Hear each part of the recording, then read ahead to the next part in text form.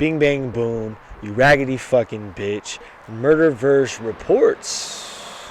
Some new shit we hitting you with, y'all. Got my fucking good friend with me here, one of my solid folks. Who is you? Yo, I'm Sasquatch Josh from San Jose, California, repping Scythe Note Records, Demented Nature. Thank you for having me out here, bro. Yeah, thank you for having me out here. Shit. Fair enough. Fair enough. I've been wanting to get you on the show for a good minute, but just, shit always happens. But now I got this little fucking, we stepping the game up a little bit. Yeah, we got a whole little fucking setup, a doodad here now. Legitimacy. We out here like on our fucking news report and shit out here now. But because of this, I'm able to come get more interviews on the go. So once I got this set up, I was like the first person I'm hitting is Sasquatch Josh. The on the go grind. Because you're definitely somebody there's probably 4 or 5 people we've been trying to get on the show for a good minute, and just we'll plan it, and then just shit happens to where I'm just like fuck. And you're one of those people, so I'm life happens, bro. Life doesn't stop for anybody, bro. I appreciate you coming out here and having me on the show. Sometime I'll have to come out, kick it with you and Fox. Yeah, absolutely. Yeah, fucking, because we always like to cook cooking for folks and shit like that. But yeah, no, always wanted to have you on because you're one of definitely the hardest working creative folks I know. Because you're like out here like the rest of us, fucking normal grind throughout the week, but you're still on your fucking very much on your independent hustle always too. I always see you be doing shows all over the place. Like me, I be doing comedy and shit, but I stay relatively close. I don't like to fucking go outside the house much, but I see you be up and down California and shit doing shows. Yeah, I be trying to fucking get everywhere that I can, man. I mean, been up through Washington and around there. It's been a minute since I left the house myself. You feel me? Been on the 9-to-5 grind, trying to get everything together, but we've been doing a couple things here and there, Yeah, no, it's hard, man. It's fucking. You be fucking I'll be at work I'm gonna do this and this once I get home. I be thinking all this fucking ideas, and once I get home I ain't doing a fucking thing. Red Dead Redemption 2 sounds good now. See, I just finally beat that too. Oh shit. It took me a long time because I was bouncing in between a lot of different games and stuff like that, but no, I actually because I've been on vacation this week, so I just sat through because I just got a big amount of games that I buy. It's a problem. I talk about it all the time. I be buying games and not even playing them. I know I want to play them at some point. They all sound fire, bro. I feel you. I just got an Xbox One myself.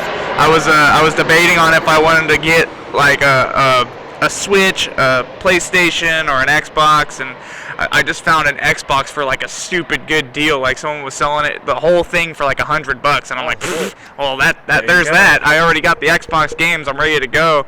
I'm trying to get on that Gears 5, but I gotta beat Gears 4 first because I haven't had a chance to do that. And that's the other thing. I'll get a good deal on some game that's the third in its series, and I'm like, well, now I'm going to go buy all the other shit that I've never played, too.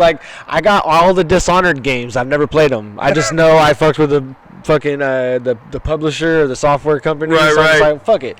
I'll try it out at some point in my life. Eventually. I think it's Bethesda, but whatever. Who cares? But, yeah, it's been a problem. So I just, this week I just been running through a bunch of games. So I got to run through Red Dead Redemption 2. Right now I'm running through the rest of my DLCs for Spider-Man. I've been wanting to do that. But I never did I beat the game in the first DLC, but I didn't do the other two. So I beat the second one, and now I'm about to beat the third one. I was telling Fox, I feel very productive on my fucking video game output this week. Yeah.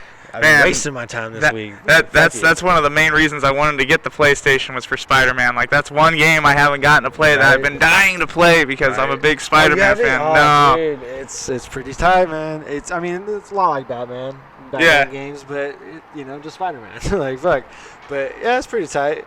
But we were just talking before the show, though. You just got back from playing The Gathering not too long ago, right? Yes. Which is pretty crazy because you definitely.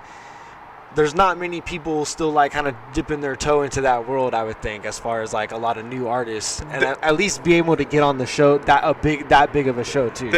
There's a pretty big underground scene with the Juggalo fan base and stuff like that, and I feel like it's sort of expanding. I feel like with their whole the whole Magnets thing and the whole Saturday Night Live and all that stuff. More people are starting to become more aware of the Juggalo scene. Fair like enough. some people are a little more into it, I guess, more about it. Like maybe they're not so much heavy into it like the original Juggalos were, but there was definitely a lot of acts that were out there that you probably wouldn't think would be out there. Like Morris Day and the Time was out there. That was super cool to be able to see live. Shit. Yeah. Whoa. Bone Thugs and Harmony. They've been rocking with ICP for a cool minute. But as for like we were talking about the underground scene, there's a lot of people that audition to try and be out there for it, you know. Like there was my guy, my camera dude, and our one of our managers, Blades, one of the heads of Scythe Note Records. He hit me up with information on how to get booked for this, and I just right away I was on that. I sent him some information, sent him some videos, and they hit me back, and we were one of the, I want to say maybe 20 to 40 artists that got picked for that's the. Kinda tight. Yeah, it was pretty cool, man. It was a very humbling thing. It was a total bucket list thing for me and my boy Alex Demented, who's part of sure. Demented Nature. Yeah. You know, we've been wanting to perform at the Gathering legitimately instead of just. They have like a peep your shit stage there. They've got a lot of stuff at the Gathering, and they have one where the underground artists can come out, and it's like an open mic. You feel me? Okay. We were legitimately on this stage for. It was called the Cannibal House stage. Cannibal was a Juggalo rapper that he lost his life saving a mother and her child from like this crazy freaking psychopath with a knife. Basically, he fended him off, and you know, rest in peace to the hero Cannibal, because you never really hear about those kind of stories. But the Gathering basically dedicated the stage to the up and coming artists to this Juggalo named Cannibal that went through all that, and you know, he rest in peace, like I said. Yeah, that's crazy. And it was just cool to be able to rock on a stage that was dedicated to him, and be able to perform and meet all kinds of different people from around the world. People all around the world go out to that. So I'm sure, because that always kind of takes place in the same area, right? Like, or does it travel? It took place in one spot for a while, but eventually, you know, the Juggalos are pretty fucking rowdy. There's a lot of shit that goes on over there. Lots of golf carts, like people getting hit by golf carts, and fireworks going off, and just a bunch of random crazy shit. Like I honestly, like, I could give you the tip of the iceberg, but you just don't even realize the amount of crazy until you're out there. You just blew my mind with the fact that Morris Day and the Time performed at the Gathering. Oh, like, yeah, bro, that was some legendary shit. Something like that, like. Shit like that, like, we kind of forget that a lot of those guys, it's like they're musicians. Like, they make your living as a musician. Like, just because you're not as popping anymore doesn't mean you're not still doing shows and shit. Oh, but dude, those guys. Oh no, I'm sure they put on great show, but I'm just being like, you never know who's gonna pop up where. Really. Yeah, really, exactly. Yeah. Because you never know, because you don't know what position people are in. So like, hey, this is more of an opportunity to me than you probably think it is, kind of thing. Yeah. Because it's like, what is it? There's some real low rundown theater in Hayward, and George Clinton in the fucking Parliament of Funkadelic played there, like recently. Oh wow. And I didn't see it. I was about to, but I was just like.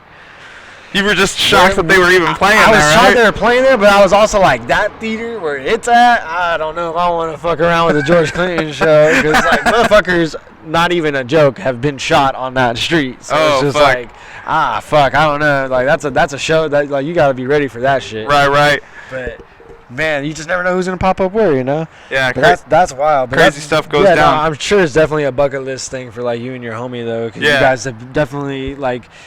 You know, you guys be wearing the mask. You guys go all out with the, you know. Right, yeah. You definitely are doing the thing, for sure. We've been, the Juggalos have been putting us on for a cool minute, and we've represented for them for a cool minute. Absolutely. And we appreciate all the love and support that they give us, because, like, honestly, out of everybody that supports us and shows us love, the Juggalos always show the most love and appreciation, as long as you're like a real person, you're not a fucking hater or anything like that. Absolutely. Most of the time, a lot of the Juggalos are super fucking down to fucking for the cause. It's very punk rock in many ways, as far as that. Like, and it's crazy. Like, were you guys always really like kind of from the jump trying to be like very much like a Juggalo act, or like was it something that kind of just happened from happenstance? Like, I mean, hey, we're trying to rap. We've always liked this. Like, why don't we just start doing this? We've always been like Juggalos, and we've always been down with the scene. But I feel like we wanted to be like an original sound too. We didn't want to be like, oh yeah, we're the Juggalo rappers. Okay, we're like ICP. Yeah. We're like Twisted. Yeah, no, we wanted to. You're just doing your thing, and it's just like by happenstance. Like, yeah, you do fuck with all this shit, but it's just like and, you know, just because we are who we are, and we just like know the people that we know. A lot of the Juggalo scene has really taken us in and dug what we did. Just because, I mean, we're people in masks that rap about some pretty crazy shit, you know, and we're like voices for the voiceless, if you would. Because I've kind of noticed too, like especially out here in the South Bay, like there is a pretty good market for like live Juggalo shows. Because like Kung Fu Vampire be killing it out here, like, and like he's come through on battles, and I know that like because I was like kind of standing next to him once, like while he was watching your battle, and he was just like he got it, and I was just like that kind of, you know, like that's kind of how I met Kung Fu Vampire, to be honest. Like I met him a couple times before that, but before that happened, I don't think it really clicked who I was until he watched that battle. It was kind of crazy. Some of these shows too, it's like I've been to a couple Kung Fu shows, and it's just like the crowd is just not any sort of like you can't really put a label on anybody there. You know, it's like it's very like you wouldn't expect anybody like or how can I say this right? Like the people that do show up, you wouldn't really expect just how diverse it is. Yeah, if that makes more sense. Honestly, like Kung Fu Vampire is a perfect example of like how me and AD are with our music. I feel like I can't really you know, put too much of a label on AD's solo music, you know, because that's his own thing. But from what me and him talk about as like brothers and the group and stuff like that, Kung Fu likes to make music. He loves music. He's a musician. Yeah, absolutely. He doesn't just make it just for the Juggalos. He makes music for everybody. Yeah, because he always be having a live band and they be doing like shit sometimes in his sets where it's like I think where they've done like live rap battles, but it's like over like they get the drummer just to like do like a little beat, and then like they have people freestyle battle over the drum beat, like shit like that's tight. He's an amazing performer, man. I legit he kind of like blows my mind every time I see him. I feel like every time that I see Kung Fu perform, he does something different, and he does something really cool. I remember last year for Halloween, it's this festival that Slaughter Visions throws around every Halloween that we've been to since the second one.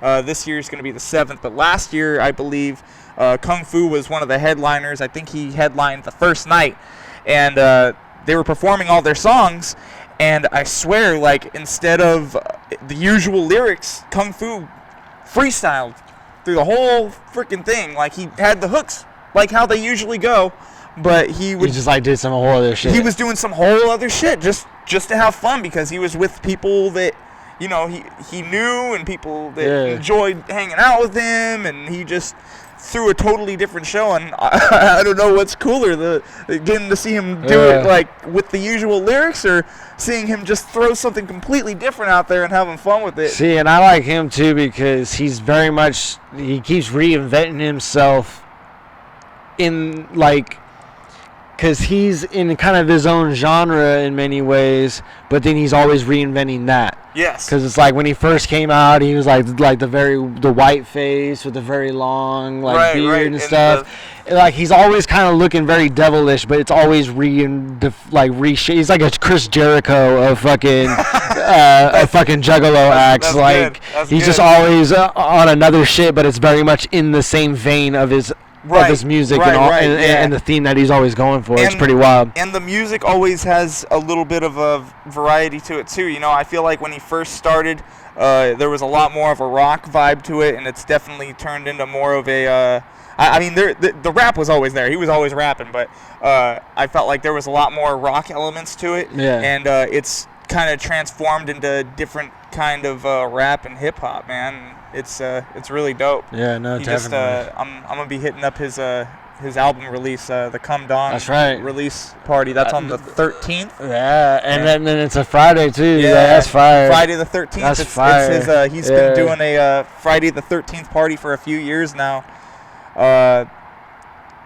Yeah, man, it's gonna be dope. The album's already like I think number 18 on iTunes or Holy something shit. like that. Yeah, like I didn't know it was that much. Holy fuck. It's been popping, so I'm pretty fucking excited to go through there, pick up a physical copy for myself. I'm an old school CD guy, so I like. Yeah, shit. Speaking of which, we got 2 fucking shits right here. 2 of the albums. One that you releases. very kindly blessed me with Yes. for coming out here and doing this, but also another one just to get our plug on. Which ones are? Can you do a breakdown? This was my first solo album. It actually has Kung Fu Vampire on this album. This is the Abominable Flow Man. It was my first debut solo release, and then this was me and my partner Alex Demented's Demented Nature's Wild Vile West. This is our baby. We've been working on this for years since our first show that we did. We've been rocking this Demented Nature. Sometimes I do, the solo Sasquatch Josh sets. I do the battles and all that, but this was like I can't even put words to it right now, but this is the baby right here. We've been working on it for a long time, really hard. We finally dropped it last year. It's got like about, I want to say 19 to 20 tracks on it. These are only a couple of the albums that I've released personally. I've also got another CD that I did with Daniel Blackton called Haunted Sauce that's available as well. And I've got the Symbiote EP, which I dropped on the same day that the Venom movie dropped last year. Super stoked on my comic book nerd shit. Back to the Spider-Man thing, but all those are available like everywhere on Spotify, iTunes, iHeartRadio, YouTube. Wherever you look at your music, you'll be able to find all these projects. And we've also got the merch site, scythemerch.com. Yeah, if you fuck with us, you should fuck with this guy, you raggedy fucking bitch. Raggedy fucking bitches. But outside of that, is there anything else you guys are working on that you're coming up, looking forward to? Anything else you wanted to plug? Yeah. Well, shout outs to this guy for helping me do the Hunt for Blood music video. I was definitely going to bring that up. That was a super. That was a crazy ass night. That was probably one of my favorite videos that I shot, along with the Get Your Face On video. I love making music videos, but that video was super tight. That was tight, and like that was cool because it was very much like I definitely want to thank you for like allowing me to like make that with you, just because. Oh yeah. It was my first time ever doing a video. Like if you're following me on the channel, you've been seeing we've been doing videos. We got one with Fox on the way coming out very soon. Shout out to the homie Stitch for letting me stab him in the heart with a knife. Yeah, that shit was wild, man. Like he was more excited to get tied to the table than I was to tie somebody to the table. I'm definitely gonna have to like throw the little promo up at the end of this to like make sure folks like go and like drop the link to it in here too, so like they can know, because that was such a passion and love to make that thing, because it was very much like I was just like, hey, I put the post out there like, hey, I'm making music videos. You're one of the first people to hit me. Like, I was ready. Let's do one. I'm like, all right, fire. What do you want to do? He's like, I just want to kind of recreate a Dexter episode. I'm like, fuck yeah, let's do it. And I knew of a spot like in Manteca, kind of a place I grew up nearby. Real just weird looking fucking place, right? Real creepy, haunted. Like it feels like people get killed there. Like it. And it was a perfect spot, to be honest. Like, it was a hike a little bit, but it was not too bad of a walk, and it was just like the perfect setting, perfect lighting. It was dark, it was creepy, it was like the perfect Dexter setting, and someone even rolled up on us. They rolled I didn't up. even know about. They said I'm filming, and these guys were like, "What if someone comes up on us?" Like, just fuck it, we just keep filming. Like, I don't care. And I just said that kind of jokingly. Like, I wasn't really completely serious. But lo and behold, someone walked up on us. I guess I don't know. That's what they said. They took a look real quick and they said, "Fuck this." That's amazing. That's amazing. That was hilarious though. But the song for that. Or the album that song is on is going to be dropping sometime in the near future. Fuck yeah. Hopefully we're going to have The Lake dropping pretty soon as well. That's Alex Demented's solo project. We're working on more Demented Nature stuff. As for shows, I'm going to be rocking with a guy named Carnage the Executioner. If you don't know who Carnage the Executioner is and you're into hip-hop, I highly suggest you look him up. He's an amazing artist. We're going to be out here at the Art Boutique in San Jose. We're going to be hitting the Slaughter Vision's Hollow Weird 7. That's going to be out in Fresno. And I think we're hopefully going to be rocking with our Scythe Note Brothers 2HK with for a show in November, I believe. The details are still coming together for that. Fuck yeah. California Bear Gang. Fuck yeah. Yeah. I think one more question while we got Dirtbag Dan right over here on the wall. Just so I Man, I didn't even see you over there, Dan. How you doing, bro?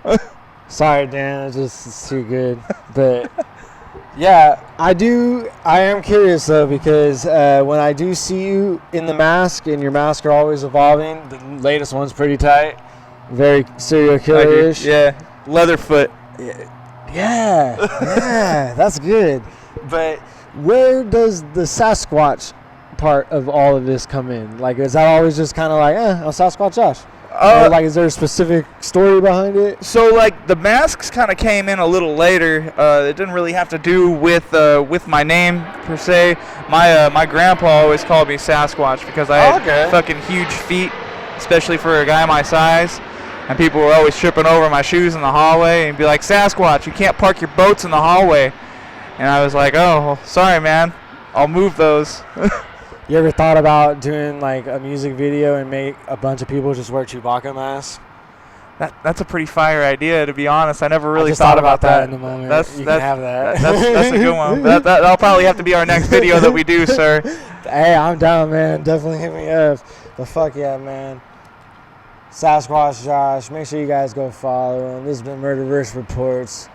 Subscribe, you raggedy bitch. Murderverse, you bitch! Tell a raggedy bitch to subscribe too. Thank you, sir. Thank you, sir. Appreciate you.